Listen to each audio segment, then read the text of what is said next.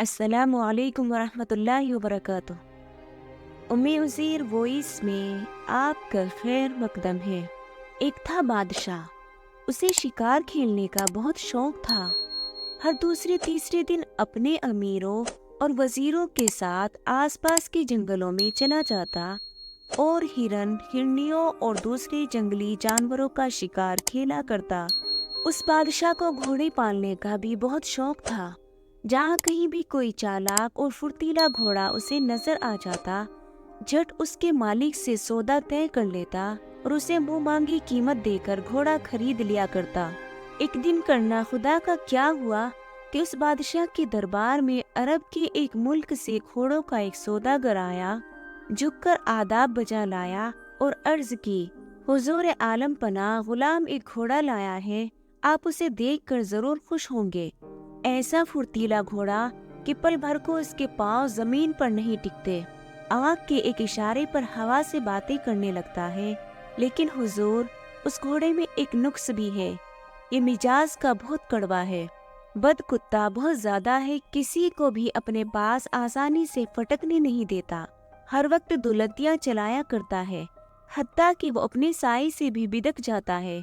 अगर हुजूर उस घोड़े को देखना पसंद फरमाए तो गुलाम हाजिर कर सकता है। बादशाह ने अरब के सौदागर से घोड़े की तारीफ सुनी और हंसकर कहा, मियाँ सौदागर, तुम बेफिक्र होकर अपना घोड़ा ले आओ। हमने यहाँ बड़े बड़े टेढ़े घोड़ों को सीधा कर डाला है। दूसरे दिन अरब सौदागर घोड़ा लेकर बादशाह की खिदमत में हाजिर हो गया। घोड़े को देखकर बादशाह की बाछी खुल गई। ऐसा खूबसूरत और फुर्तीला घोड़ा बादशाह ने अपनी उम्र में पहले कभी न देखा था। बादशाह ने खुश होकर सौदागर को इनाम से मालो माल कर दिया और घोड़ा अपने मुलाजिम के हवाले करते हुए कहा, इस घोड़े को शाही अस्तबल में ले जाओ और इसके लिए चारे का इंतजाम करो। कल हम इस घोड़े पर सवारी करेंगे और अपने अमीरों और वजीरों के साथ शिकार खेलने के लिए जाएंगे। दूसरे दिन सुबह सवेरे प्रोग्राम के मुताबिक बादशाह अपने नए घोड़े पर सवार होकर अमीरों, वजीरों और सिपाहियों के साथ शिकार खेलने के लिए रवाना हो गया। कुछ देर तो खैर खैरियत से गुजर गई, लेकिन बादशाह एक शेर का शिकार कर रहा था तो एकदम शेर बादशाह की तरफ झपटा। शेर के झपटने से बादशाह का अरबी घोड़ा अचानक भड़क उठा और बादशाह को जमीन पर पटककर सरपट एक तरफ को भाग खड़ा हुआ। जब बादशाह के सिपाही उसकी मदद को पहुंचे तो शेर ने बादशाह पर हमला कर दिया था और अपने तेज दांतों से उसकी बाईं टांग बुरी तरह से चबा डाली। बादशाह के साथी उसे उठाकर महल में लाए और फौरन शाही हकीमों और वदीदों को बुलाया गया। हकीमों और वदीदों ने इलाज शुरू कर दिया। उन्होंने अपनी तरफ से कोई कोशिश उठा न रखी, लेकिन बादशाह की टांग शेर ने बुरी तरह से कुचल दी थी कि वो अच्छी ना हो पाई और आखिर सब हकीमों और वदीदों ने यही फैसला किया कि बादशाह की जान इसी सूरत में बच सकती है कि उसकी टांग काट दी जाए। चुनांचे हकीमों और वदीदों ने एक ऑपरेशन करके बादशाह की टांग काट दी। थोड़े ही दिनों के अंदर टांग का जख्म भर गया और बादशाह बिल्कुल सेहतयाब हो गया। लेकिन एक टांग कट जाने का बादशाह को बहुत सदमा था।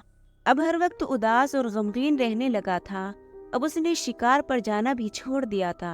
हर वक्त मसहरी पर खामोश पड़ा रहता था। उस बादशाह की एक बहुत खूबसूरत बेटी थी, उसका नाम मैजबी था। ये अपने बाप से बहुत मोहब्बत करती थी। उसका दिल बहलाने के लिए घंटों उसकी मसहरी के पास बैठी रहती और सितार बजा बजा कर अपनी मीठी और सुरीली आवाज से उसको प्यारे प्यारे गीत सुनाया करती। लेकिन उसका गम किसी तरह दूर न होता था। बादशाह के महल से दूर एक पहाड़ी थी, उस पर एक बूढ़ा रहता था जो बहुत अक्लमंद और दाना था।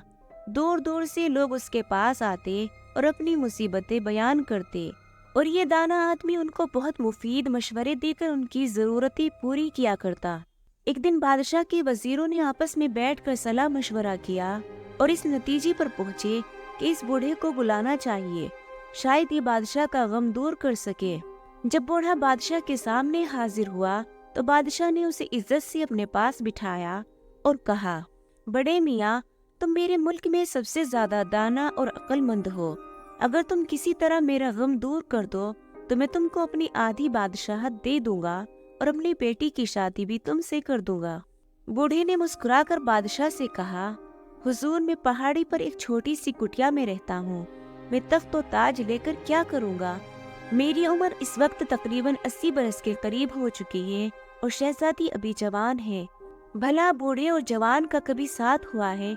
आप ऐसा कीजिए कि अपने मुल्क में ढिंढोरा पिटवा दीजिए कि जो कोई बादशाह सलामत के लिए नई टांग लाएगा उसे आधी सल्तनत इनाम में दे दी जाएगी और उसके साथ अपनी बेटी की शादी भी कर देंगे। क्या मालूम कोई ऐसा अक्लमंद और बहादुर नौजवान मिल जाए जो हुजूर की ख्वाहिश पूरी कर दे। ये सुनकर बादशाह खुशी से उछल पड़ा और बोला, बहुत खूब, मुझे तुम्हारी ये राय बहुत पसंद आई है। मैं भी इसका इंतजाम करता हूँ। दूसरे दिन बादशाह के हुक्म के मुताबिक सारे शहर में ढिंढोरा पिटवा दिया गया कि जो कोई हमारे लिए एक नई टांग लेकर आएगा, माँ बदौलत उसे आधा तख्त और अपनी बेटी की शादी भी उससे करेंगे। ये ढिंढोरा सुनकर सैकड़ों लोगों का जी ललचाया और वो जल्दी जल्दी टांगे बनाने लगे।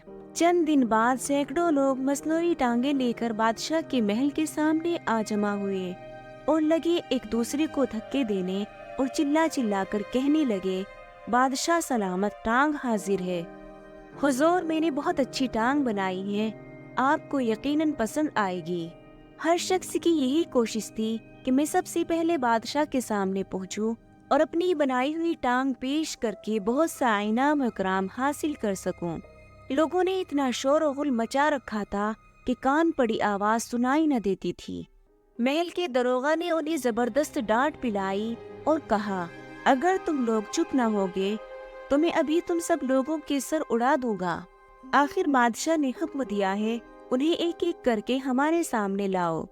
पहला शख्स बादशाह सलामत के सामने पेश हुआ और लकड़ी की टांग बनाकर लाया था। कहने लगा, बादशाह सलामत, जरा इस टांग को तो आजमाइए, अगर ठीक न आई तो मैं अपनी नाक कटवा दूंगा। जब बादशाह ने वो लकड़ी की टांग अपनी कटी हुई टांग पर लगाई तो वो ऐसी भारी कि बादशाह को अपनी जगह से हिलना जुलना दोबर हो गया। बादशाह गुस्से से आग बबूला हो गया और उसने वही टांग उठाकर उस आदमी के सर पर दे मारी। अब दूसरा आदमी हाजिर हुआ।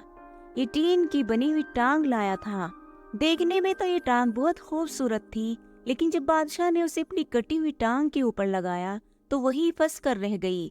टांग लाने वाले आदमी के चेहरे पर हवाइयां उड़ने लगी और वो थर थर कांपने लगा। बादशाह के अमीरों और वजीरों ने बेहतरी कोशिश की कि किस तरह ये टीन की टांग उतर आए, लेकिन कुछ कामयाबी न हुई। आखिर लोहार को बुलवाया गया और उसने बादशाह को इस मुसीबत से बड़ी मुश्किल से छुटकारा दिलाया। बादशाह इस तकलीफ के बायस सख्त आग बगोला हो रहा था। उसने हुक्म दिया, इस बदतमीज आदमी के गले में यही टीन की टांग बांधकर इसे बत्तखों वाले तालाब में फेंक दिया जाए। इसके बाद और भी बहुत से लोग टांगे लेकर बादशाह की खिदमत में पेश हुए। उनमें ऐसे भी बेवकूफ लोग शामिल थे जो कि रुई और कपड़े की टांगे बनाकर लाए थे और कई एक बांस की टांग भी लाए थे। ये सिलसिला शाम तक जारी रहा। गर्ज तरह तरह की टांगे बादशाह सलामत की खिदमत में पेश की गई, लेकिन सब की सब बेकार। चुनांचे उन टांगों के लाने वालों का बहुत बुरा हाल हुआ और उन्हें धक्के देकर महल से निकाल दिया गया। अब बादशाह फिर उदास रहने लगा। वो सारा दिन गम की मूरत बना तख्त पर बैठा खिला में घूरता रहता, न किसी से बातें करता, न कुछ कहता, हर वक्त गम में डूबा रहता। महल में हर कोई उदास था। कई महीने बीत गए मगर उसके होंठों पर मुस्कुराहट न आई। शहजादी महजबी अपने बाप की हालत देखकर हर वक्त रोती रहती। दरबार के हकीमों और वजीरों ने एक दूसरे से कहा, अगर हमारा बादशाह सलामत इसी तरह उदास रहा और गम खाता रहा तो थोड़े ही दिनों के बाद मर जाएगा। इसी तरह कुछ अरसा और गुजर गया।